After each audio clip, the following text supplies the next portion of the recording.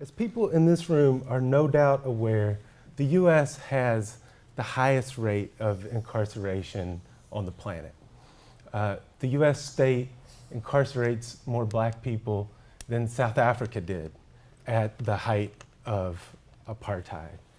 These numbers, I argue in the book, bespeak a collision of race, class, and state power without historical precedent, but certainly not without historical explanation. And my book is intended as a contribution in this direction.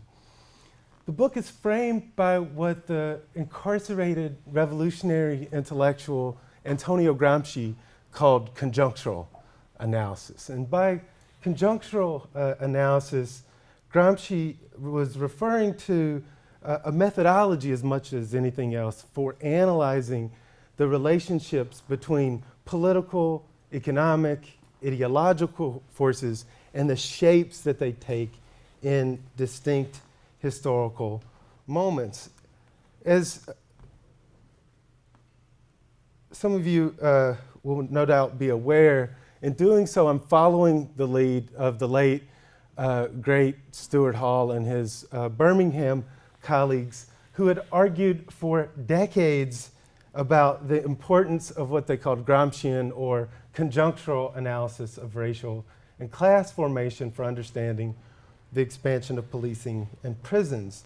Now, they were writing their famous book, Policing the Crisis, pictured here, mugging the state and law and order amidst a crisis of the 1970s. And they were at pains to show how consent to the concentration of coercive state power was won through race.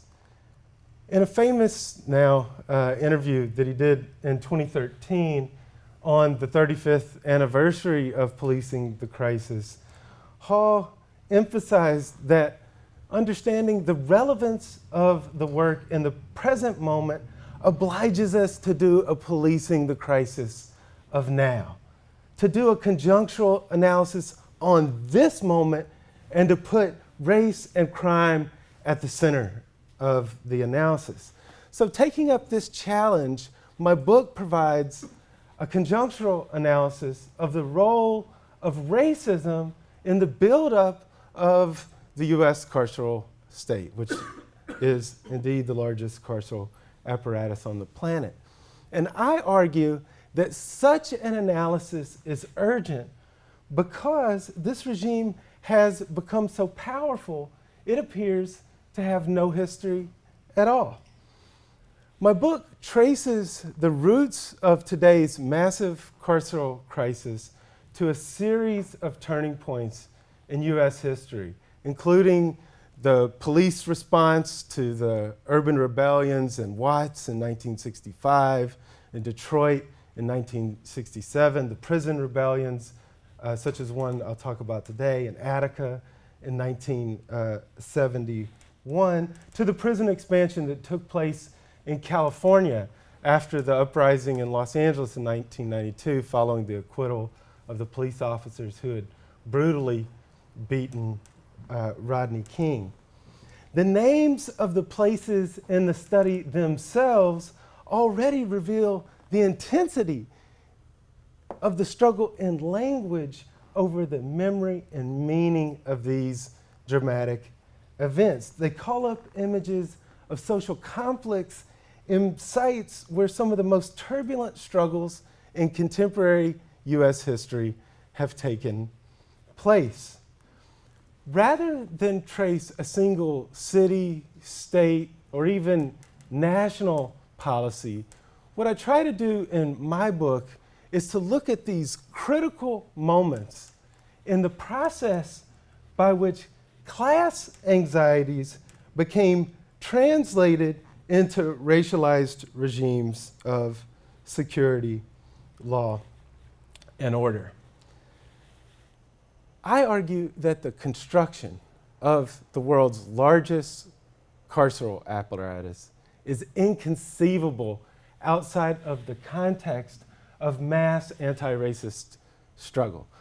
And let me just say a word about this image. It has a connection back to Brown and some of former colleagues of people in the room. This comes from an image of an issue of Radical America, and the former American Studies scholar Paul Buell was an editor of that journal.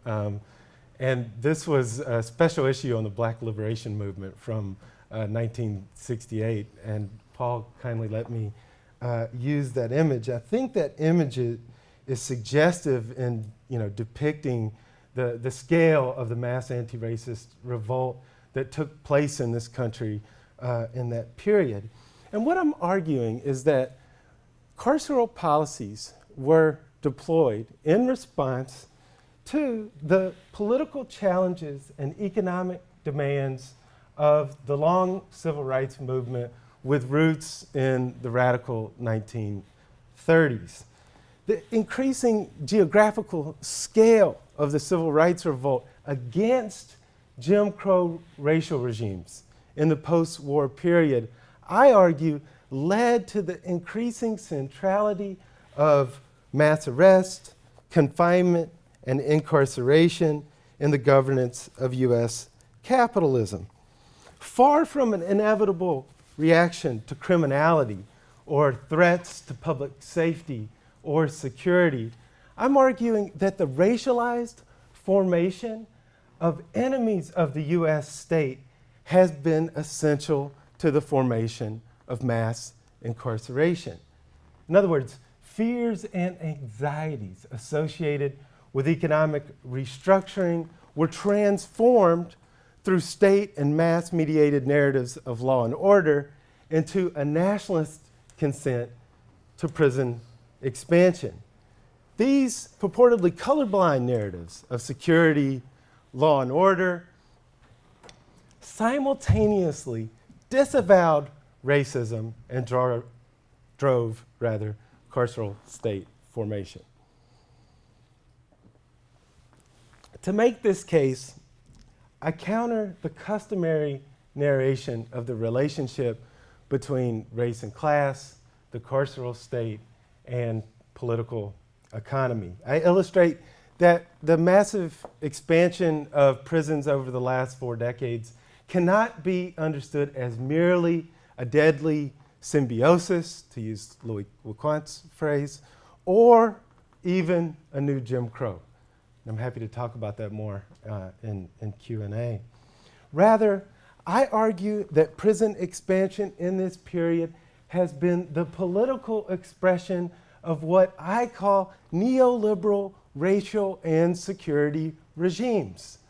By neoliberal racial and security regimes, I mean the modalities of relationships between structural racism, capital accumulation, mass criminalization, and the militarization of urban space.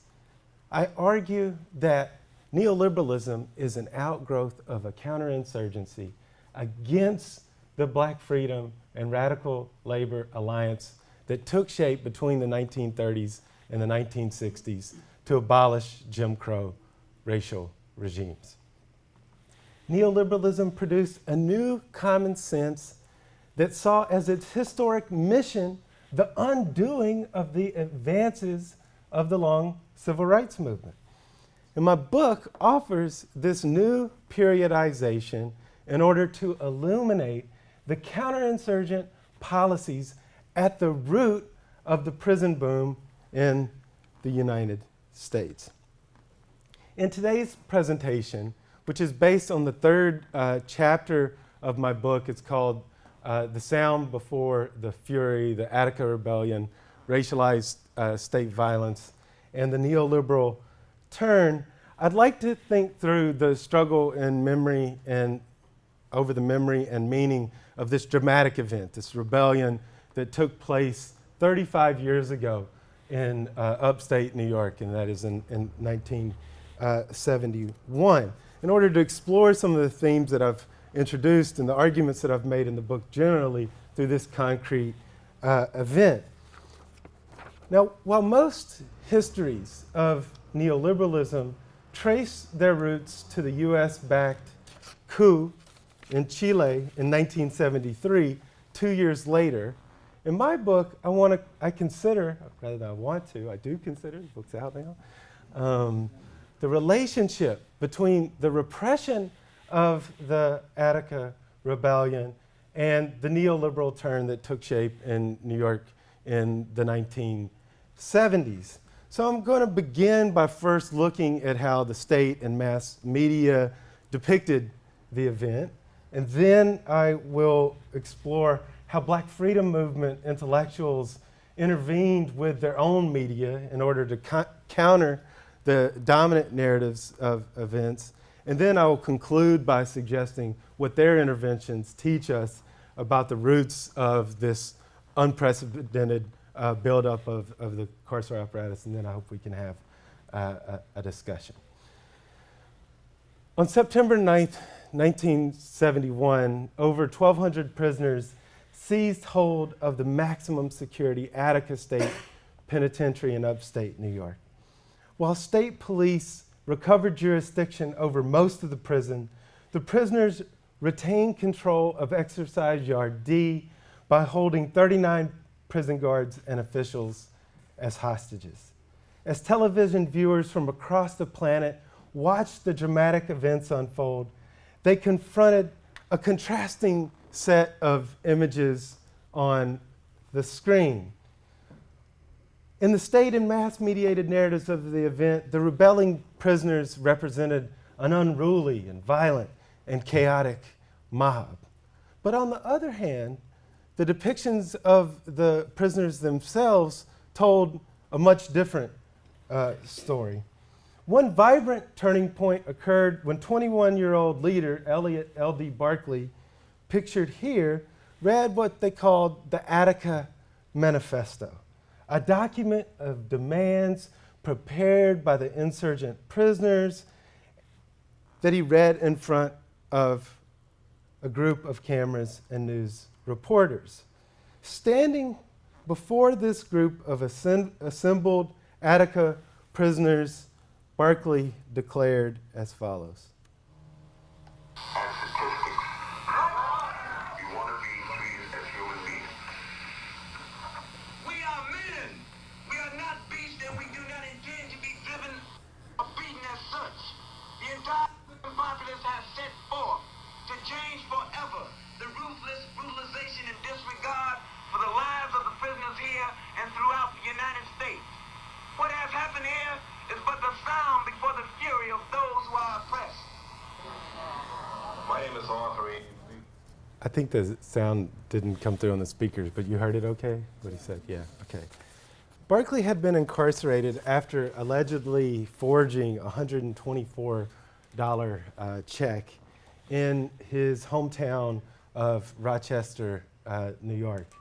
He was politicized through a process of political education at Attica in a self-organized study group, arranged by the prisoners that combined the study of anti-racism, of the Black freedom movement with the social sciences. Even the Commissioner of Correctional Services for New York, Russell Oswald, would later assert, and I'm quoting him now, L.D. Barkley was no major criminal. He was in a maximum security institution because he was adjudged to be an instant militant, end quote. Oswald's assessment reveals how the insurgent consciousness represented by Barkley was both criminalized and contained. Militant prisoners like Barkley had, as I mentioned before, forged this alliance in a social science class where they had learned concepts that were critical for analyzing the social formation. There, they developed an analysis of prisons as mechanisms of racist social control under US capitalism.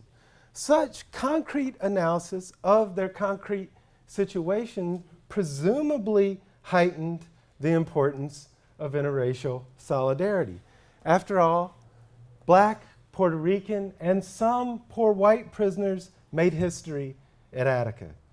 Their revolt occurred in the context of a larger cycle of rebellion that ripped through North American streets, fields, factories, prisons and ghettos between 1965 and 1961. In fact, there were 5 prison rebellions in 1968 and then 48 by 1971, culminating in this dramatic event at Attica. And this is alongside, in other chapters, the hundreds of urban rebellions that circulated through the cities and streets of the U.S. In this period. Visions of solidarity and of internationalism had seized the political imagination and shaped their demands, which included amnesty, transport to what they described as a non-imperialist country, the federalization of the prison, and a negotiating committee. Such social visions had also informed their concrete demands for better wages, education, health care, a grievance procedure, and an end to segregation as punishment. On the Bloody Monday of September 13th, 1971, L.D. Barkley was one of, and there's debates on the number, between 38 and 43 prisoners and guards who died during the bloody retaking of the prison after the order was deployed by then Governor Nelson Rockefeller. Rockefeller's decision, which was made from his estate about 25 miles north of New York City, to send in state troopers, prison guards, and National Guardsmen to quell the revolt, led to what one commission described as the bloodiest suppression of a prison rebellion in U.S. history. The retaking of the prison included shootings, torture, and a systematic denial of the prisoners' medical care. This racist state violence was captured on camera for the world to see. Prisoners stripped naked, forced to lie on the ground, searched and humiliated, which, as one observer, functioned to show the price people would pay for rebellion. Russell Oswald and Nelson Rockefeller would have agreed on many levels with this argument, since they perceived the uprisings as the result of an alliance of revolutionary prisoners. They argued that the prisoners forced the state to use violence to, in their words, restore order. Indeed, in state and mass-mediated narratives, it was the insurgent prisoners rather than the prison guards or state troopers who were represented as symbols of disorder and of criminality. Assistant Corrections Commissioner of New York, Walter Dunbar, rationalized the violent suppression of the revolt by alleging, and this is critical, that the insurgents mutilated and murdered the hostages with knives. And I want you to hold on to this image for a moment. Media coverage of the event, ranging from NBC News to the New York Times, initially uncritically parroted these false accusations. In sharp contrast to these depictions, however, an autopsy report released on September 14th, conducted by Dr. John Edlin, the county medical examiner, showed that the hostages who died in the retaking of the prison died from bullet wounds, not from knives, as had been previously asserted. As the autopsy would corroborate, none of the prisoners were armed. These developments revealed that the state had constructed a cover story to rationalize its deployment of lethal force to retake the prison, a counterinsurgent narrative that was reproduced in journalistic narratives of the event. And despite the fact that the myth about knife-wielding prisoners only lasted for about 24 hours, I argue that the narrative has continued to shape the collective memory of the event, the moral panic that it generated, and the subsequent specter of criminality, violence, and lawlessness once again placed security, law, and order at the center of political discourse. These narratives constructed the insurgent, and particularly the Black and Latino prisoner, as the internal enemy of the state. An image that I would suggest has endured long after the events at Attica in 1971. To fully comprehend this racialization of the enemy, I argue we need to look at the material causes and consequences of this response. This response to the Attica Rebellion was legitimated through appeals to a racist common sense. The material basis of this appeal was a deep social and economic crisis that rocked the U.S. political economy in this period. After all, beginning in 1971, the U.S. entered into the worst economic downturn since the 1930s. These mass insurgencies in prisons and fields and factories and prisons occurred amidst deepening poverty, rising unemployment, and declining rates of profit. In response to this crisis, in particular the Attica uprising, state officials deployed military force. The dominant narrative of the event has had the effect of legitimating such deployment as a main strategy to manage crisis situations. In turn, the definition of the situation, to borrow Hall and his colleagues' insights, and I'm quoting, toned up and groomed the society for the extensive exercise of the repressive side of state power. It made this routinization appear natural, normal, and thus right and inevitable. In doing so, it directed attention from far more fundamental transformations of the political economy of U.S. and global capitalism in this period.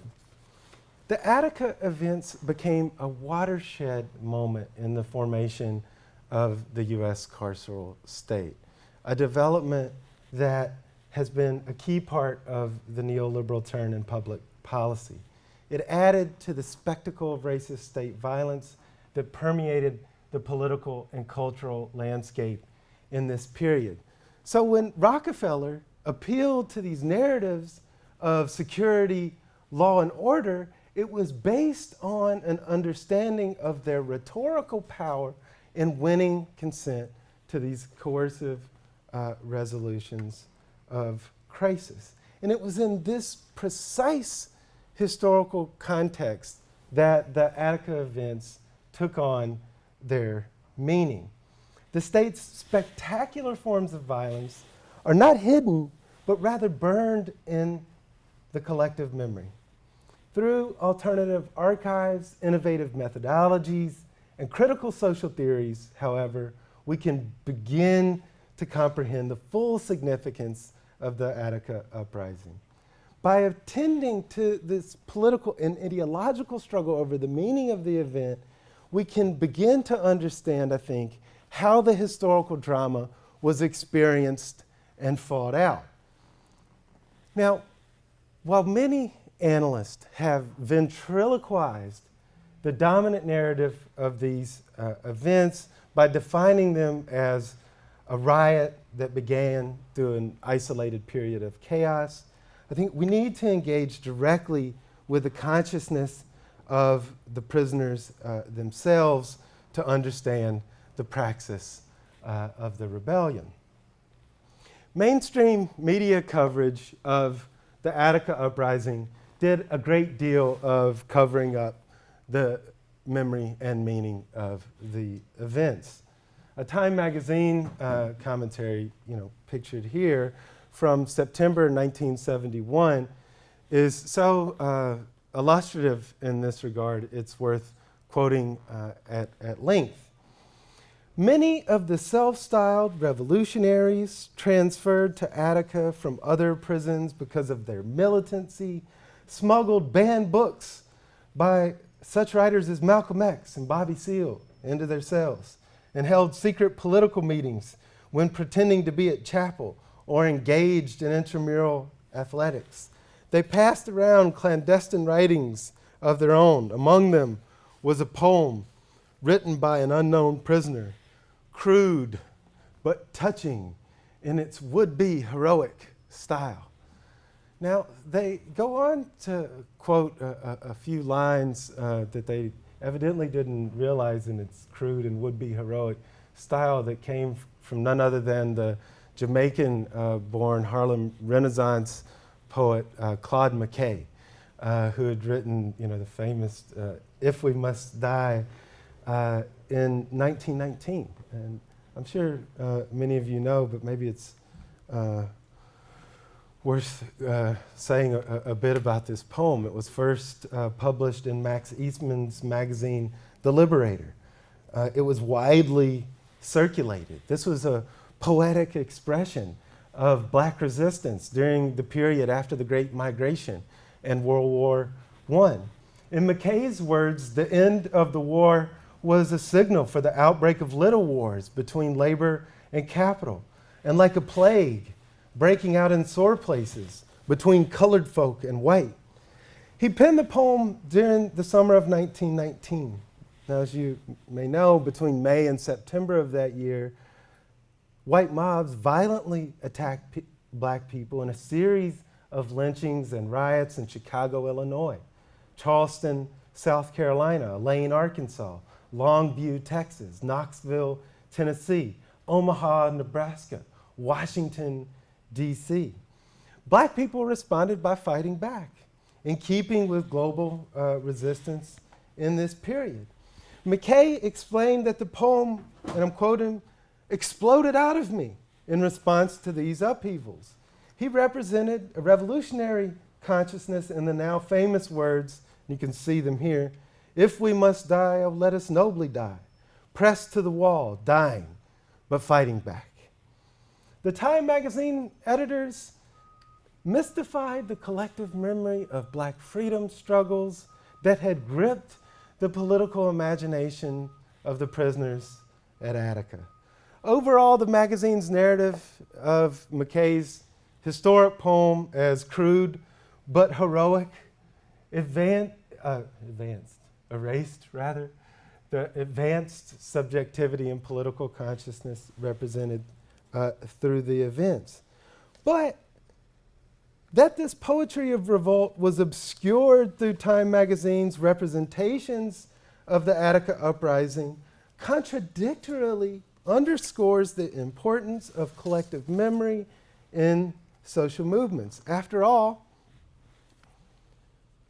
the importance of the poem was not lost on George Jackson and members of the Black Panther Party. And if we must die, let it not be like hogs, hunted and penned in an inglorious spot, while round us bark the mad and hungry dogs, making their mock at our accursed lot. If we must die, oh, let us nobly die, so that our precious blood may not be shed in vain. Then even the monsters we defy shall be constrained to honor us though dead. O kinsmen, we must meet the common foe. Though far outnumbered, let us show us brave, and for their 1,000 blows deal one death blow. What though before us lies the open grave? Like men, we face the murderous, cowardly pack, pressed to the wall, dying but fighting back. now this memorial service program was for Jackson's funeral that took place on August 28th, 1971. It doesn't say there, but where more than 1,000 people had come to pay their respects. Jackson had been incarcerated at Soledad prison in California, where he was an active member of the Panther Party. And turning to black radical theories, he also provided political education for the prisoner movement to, in his words, transform the black criminal mentality into a black revolutionary mentality. His assassination at the hands of prison's guards was the spark that initiated the Attica uprising. It was following Jackson's murder that the Attica prisoners organized a memorial in the mess hall to mourn his death and also to protest the conditions in the prison. Their protest took the form of a silent hunger strike where the head of security, Attica brother Frank Big Black Smith, would explain, no one picked up a spoon. The solidarity forged in this action foreshadowed the uprising. The Attica uprising, I argue, transformed prison space into a revolutionary space. Contained within the prison, it was undeniably a spatial event. And I try to suggest that analyzing the transformation of social space enables new ways of interpreting the historical significance of the event, and insights that was articulated perhaps most eloquently by the most famous incarcerated revolutionary intellectual of the period, Angela Davis. She was uniquely able to provide a dialectical analysis of the transformation of space. In her words, the uprising showed that the passions and theories of black revolution and of socialist revolution had penetrated the wall.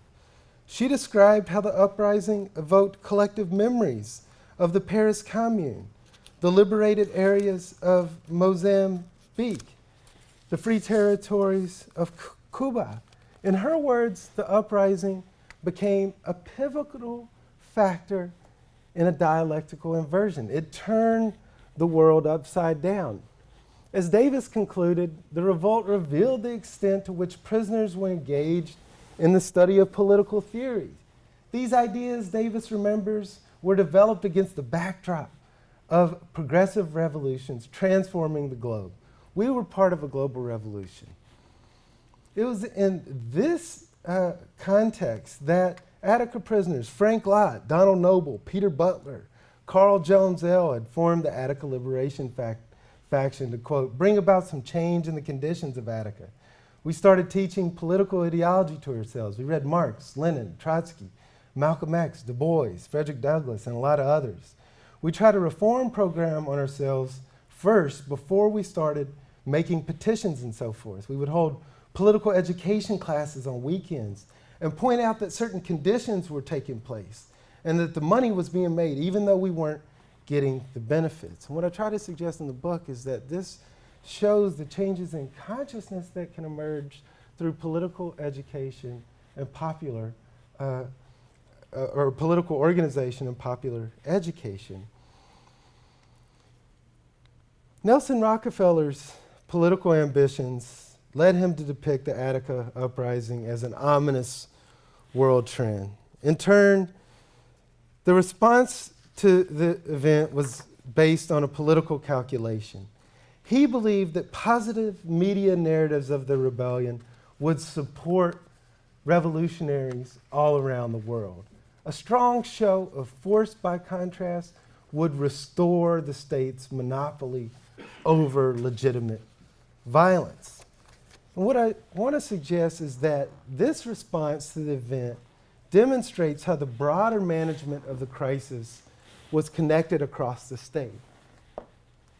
I argue that the racialized construction of Attica prisoners was linked to the racialized construction of cities, particularly New York City, as synonymous with crime and urban decay. In the aftermath of Attica, New York City was represented as ungovernable by intellectuals associated with think tanks such as the Manhattan Institute. These intellectuals organized a battle of ideas against what they deemed the bad ideas of the 1960s in order to replace them with a new common sense. In other words, they were trying to attack the vision of freedom and justice that had been promoted by labor and freedom struggles since the 1930s. And it was in this context that New York became the epicenter of the neoliberal turn. The dominant historical bloc responded to the rebellion in a spirit of revenge, a reaction that helps us understand how neoliberalism was implemented in New York and then jumped scales. In both the response to Attica and the fiscal crisis in New York, officials narrated it in a way that conflated these anti-racist struggles with criminality, illegality, and with chaos.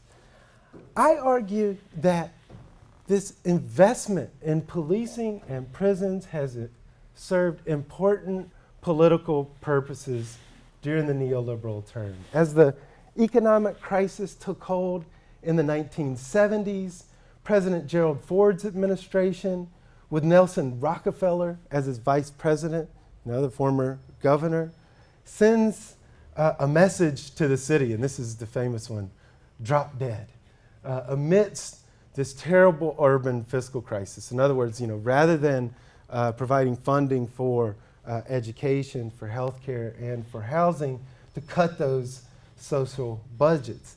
This led to a coup in New York City that one scholar says was every bit as effective as the one that took place in Chile in 1973. And what I want to suggest is that the events at Attica show that we neglect the role of racism and of state violence in producing consent to this expansion of the carceral apparatus and the cutting of social budgets to our peril. I mean, after all, just consider one example. In New York in the 1970s, public policy was increasingly defined by austerity and cuts in social budgets, such as the elimination of free tuition at the City University of New York. And this policy is particularly striking when we consider open admissions at CUNY had only recently occurred due to civil rights protests in the 60s and 70s, and the fact that an increasing number of the students were African American, Latino, immigrant, and working class. To be sure, ideologies of criminality in the wake of the Attica Rebellion organized fears created by this economic crisis and transformed them into neoliberal racial insecurity regimes. As Brian said in his beautiful introduction, 1960s, we have about 200,000 people who are incarcerated. In 1975, the U.S. sets about the biggest prison building project in U.S. and world history. And all I want to argue is that this is inconceivable outside of the context of these dramatic events and mass anti-racist struggle. By way of something of a conclusion,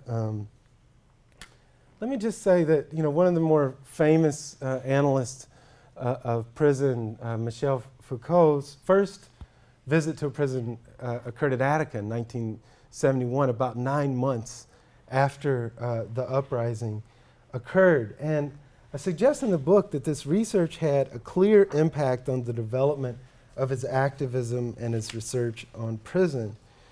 In a now famous lecture that he delivered at the College of France on January 6, 1976, Foucault explained that what made a radical critique of the prison possible was the insurrection of subjugated knowledges.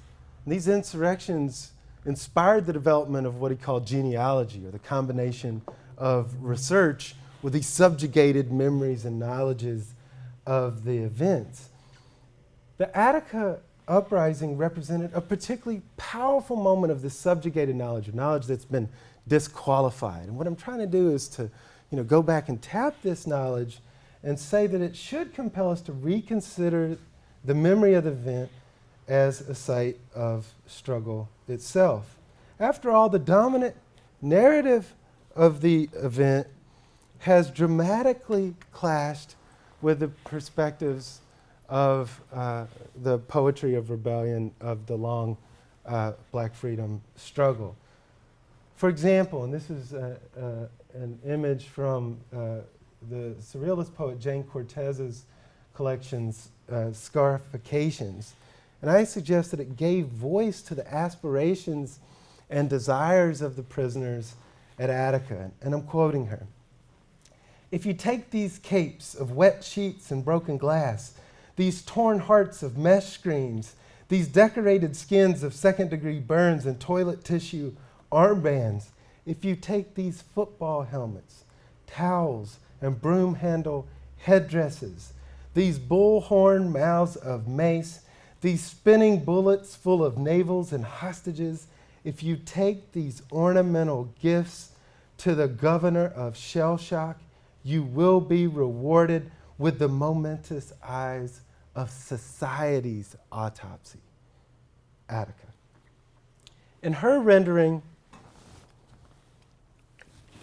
the world needed to be turned upside down in order to provide society's autopsy.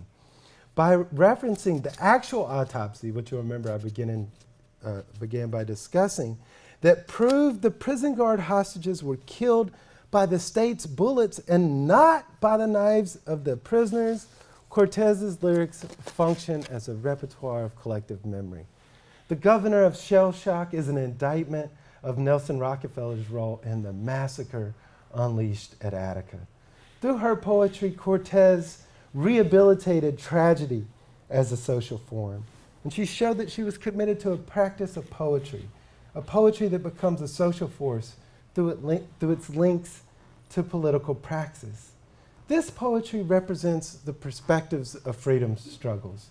They suggest the existence of an alternative common sense and the persistence of the long civil rights movement well into the 1970s and after the announcement of its denouement. The poetry also provides important sources of evidence about the roots of the crisis of mass incarceration which we now face. These collective memories can be tapped in this contemporary carceral crisis and used to challenge the terms of security, law, and order.